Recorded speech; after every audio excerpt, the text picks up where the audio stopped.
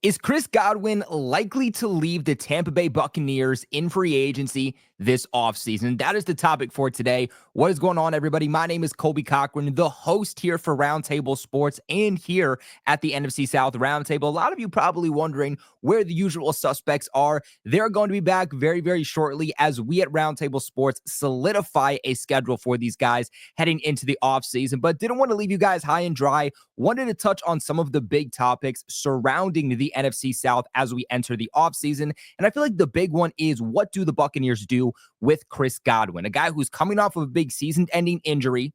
He's 28 years old, and the Buccaneers, they don't have a lot of money.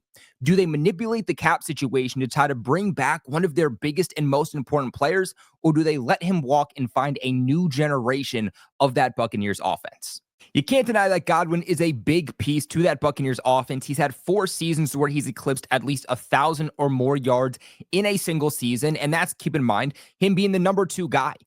They have that number 1 guy being Mike Evans, and despite that, Chris Godwin is still getting a lot of production and has been a big reason why Baker Mayfield has been able to succeed for that offense since Tom Brady has left. Heading into 2024, Godwin was coming off of 2 back-to-back 1,000-yard seasons. In 2022, he put up 1,023 yards. In 2023, he put up 1,024. And then before getting injured in 7 games, put up 576 yards. He was yet again on pace for a 3rd consecutive season to put up 1,000 yards.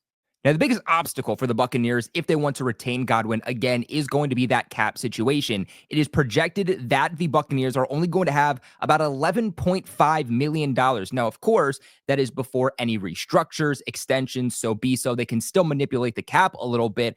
But Godwin is projected to get a deal 2 to 3 years at about $22.5 million per year. Now, as for Godwin's side of things, he's 28 years old. He spent his entire career with the Tampa Bay Buccaneers. He's won a Super Bowl with the Tampa Bay Buccaneers. He's also coming off of a season-ending injury where he dislocated his ankle against the Baltimore Ravens in Week 7 of this past year. That cut his season short because he ultimately had to get surgery. Does he see his current standpoint and say, I want to make sure I end off my NFL career on a high note. I'm only going to be here for a couple of years. Coming off a season-ending injury, it's going to be as hard as it is already to return, on top of having to go to another potential team and learn an entire new offensive playbook. If he wants to make things easiest on him, he wants to keep up the production that he's had over the last few years and make sure that he's utilized correctly, the best place for him to stay is the Tampa Bay Buccaneers.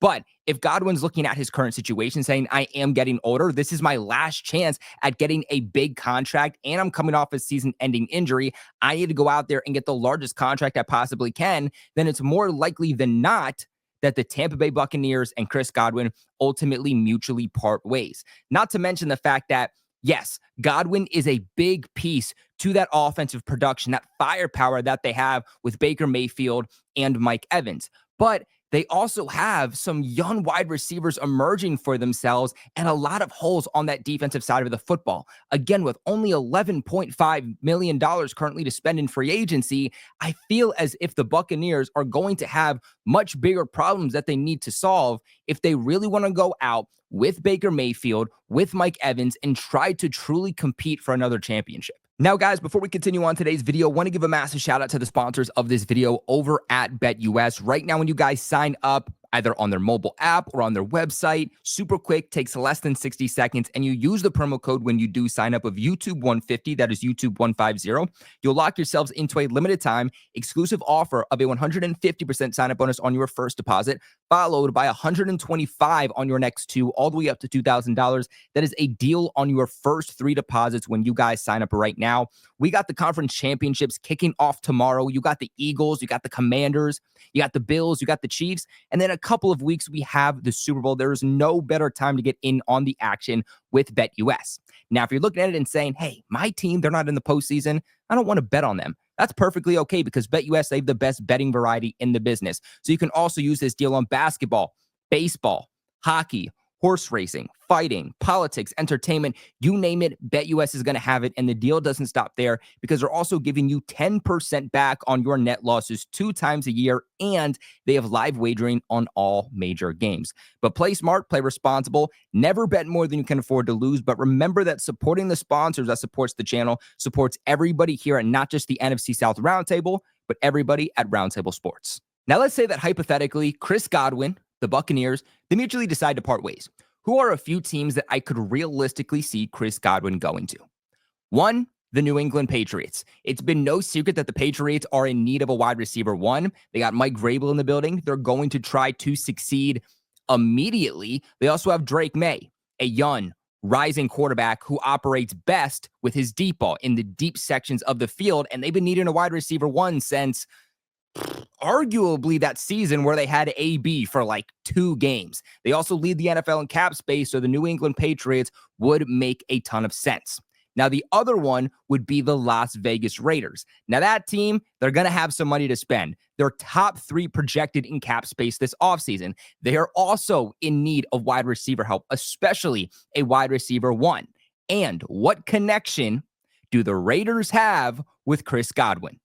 Buccaneers fans, I'm sure you know, it's Tom Brady, who has partial ownership of the Raiders.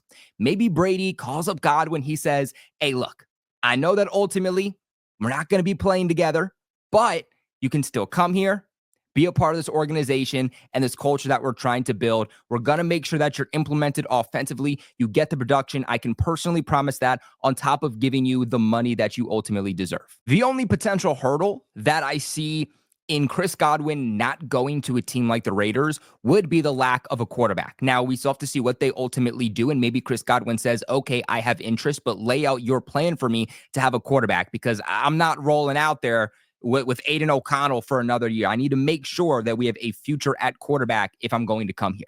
Now, third up is going to be the Jacksonville Jags. Now, they arguably already have a wide receiver 1 in Brian Thomas, but maybe that is what you sell to Chris Godwin is, hey, the way that you were utilized with the Buccaneers, with Mike Evans, we're going to try to implement that exact same thing here, where we're going to get you open into space. We're going to make you a vocal point to our offense, and you're going to get production because of it, because you have somebody like Brian Thomas who's going to get that bulk of attention from opposing defenses. Obviously, Liam Cohen was projected to stay with the Buccaneers as your offensive coordinator. That didn't happen. He decided to stab you guys in the back, go to the Jacksonville Jags, and become their next head coach. So that would ultimately be the selling point to somebody like Chris Godwin is, hey, I knew how to utilize you when I was with Tampa Bay. You're going to come here, and I'm going to make sure you are utilized the exact same way.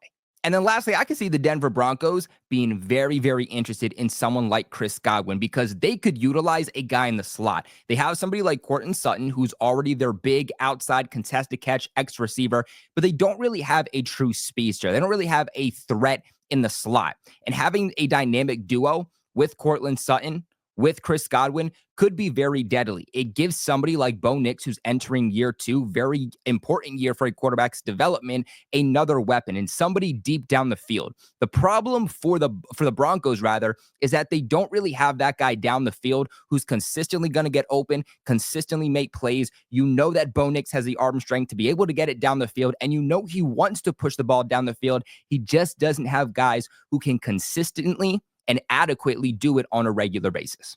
But guys, this is where I kick it to you. What are your thoughts on the whole Chris Godwin situation? Do you think that he stays with the Tampa Bay Buccaneers, or do you think that he leaves in free agency? And if he does, which team would you like to see him play for? Let us know in the comment section below. Make sure to leave a big like on the video on your way out. Subscribe here to the NFC South Roundtable. Another big shout out to BetUS for sponsoring today's video. But until next time, guys, I'm Colby Cochran with Roundtable Sports. Stay safe.